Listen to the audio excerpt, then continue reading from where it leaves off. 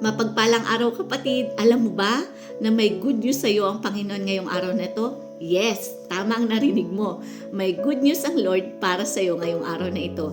Kapag nagbasa ka ng Bible at nagbuklat ka ng Bible, ang lahat ng mababasa mo dito ay pawang good news, pawang magagandang balita. Bakit? Kaya nga po tinawag ang Bible na mabuting balita dahil laging may mabuting balita ang Diyos para sa atin at ngayong araw na to, may mabuting balita siya para sa iyo. Alam mo ba na gusto ng Lord na gumaling ka? Tama ang narinig mo. In Isaiah chapter 53 verse 5, the Lord says, "By the stripes of Jesus, you are healed." Sa mga latay ni Jesus, ikaw ay pinagaling na niya.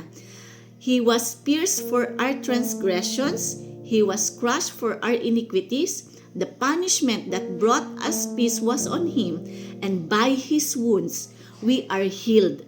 Kapatid, in the 3 books sa Bible, binanggit ng Panginoon ang kwentong ito. In Luke chapter 5 verse 13, sa Mateo chapter 8 verse 1 to 17, at Mark chapter 1 verse 40 to 45. At alam mo ba kapatid, na sa mga kwentong ito, ay ito yung kwento ng isang ketongin na lumapit sa Panginoon. At ang sabi niya, kung nais po ninyo, ako'y inyong mapagagaling at magagawang malinis. Ang sabi ng Lord, alam mo ba ang sabi niya? Nais kong gumaling ka at luminis, at noon din ay nawala ang kanyang ketong.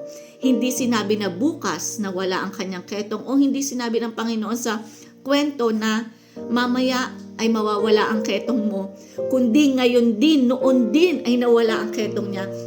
Alam mo kapatid, ngayon din ay pinagaling ka na ng Panginoon kung maniniwala ka. Dahil alam mo ba na kaya siya nabayubay sa krus ng Kalbaryo, kaya siya namatay sa krus ay dahil binayaran na niya ang sakit at karamdaman mo. Bayad na yan kapatid. Ang lahat ng sakit, karamdaman na nararamdaman mo ngayon, pinagbayaran na ng Panginoon. Kaya kailangan mo lamang tanggapin ang iyong kagalingan. Praise God! Dahil mahal ka ng Diyos, at kung naririnig mo ito, panampalatayanan mo na mahal ka ng Diyos at pinagaling ka na niya. Have a nice day kapatid. Pagpalain ka ng Panginoon. God loves you so much. Bye-bye.